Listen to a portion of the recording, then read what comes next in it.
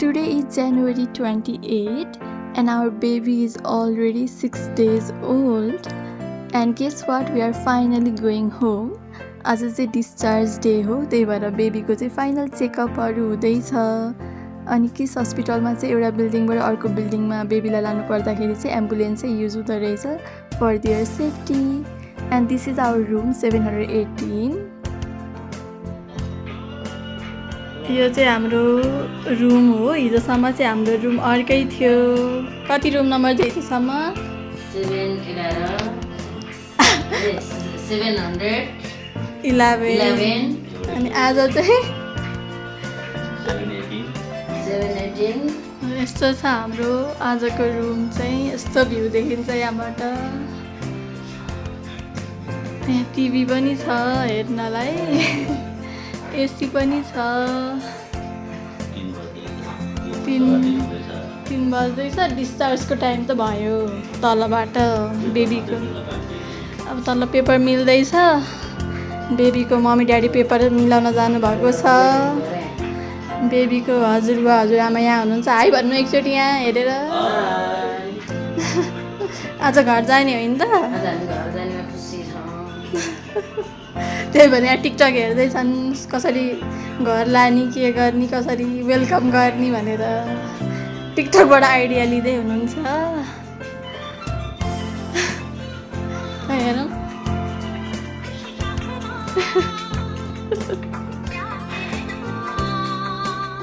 यहाँ चाहिँ प्याकिङ हुँदैछ, प्याकिङ।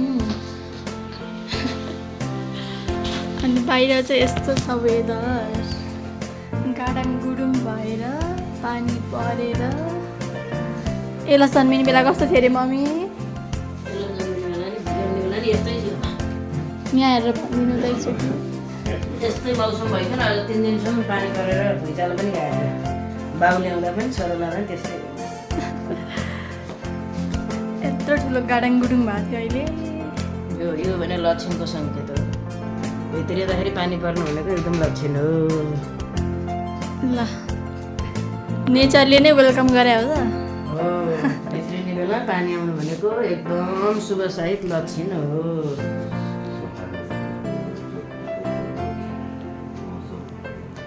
अहिले चाहिँ कति बज्यो भने ठ्याक्क 3:30 हुन लाग्यो।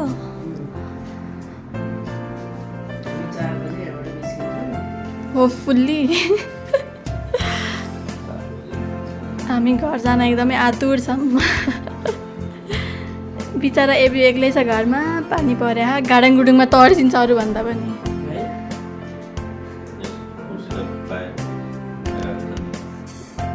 नभिज्ने ठाउँमै राखेको छ। बेबीलाई भित्रै छोडेर होइन? नै, बाहिर नभिज्ने ठाउँमै छ।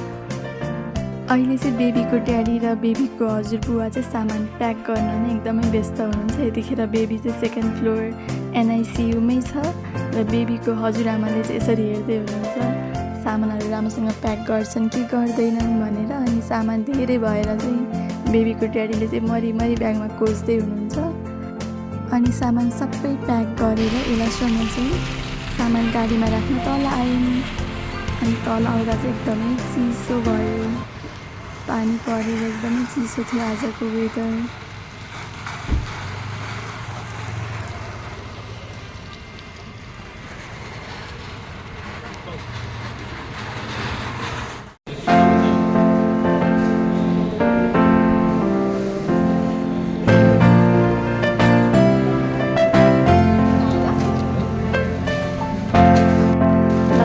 सुरुमा निस्किँदैछन्।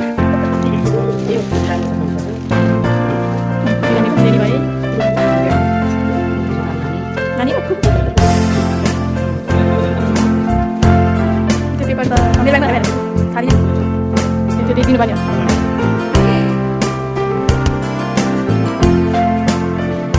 बाई बाई बाई बाई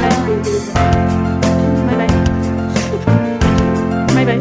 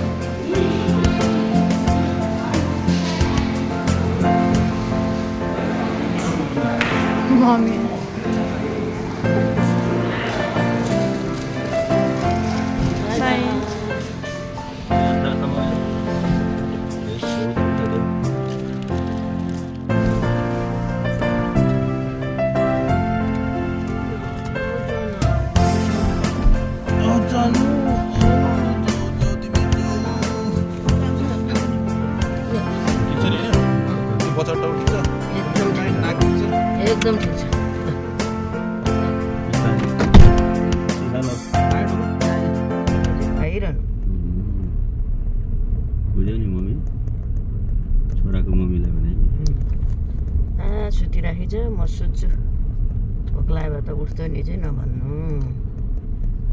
कुरो बुझ्यो नि बच्चा सुतेछ म पनि सुत्छु भने नभन्नु भने हो त्यही भने डक्टर ट्याक्कै घडी हेरेर 2-2 घन्टामा एकदमै खुवाउने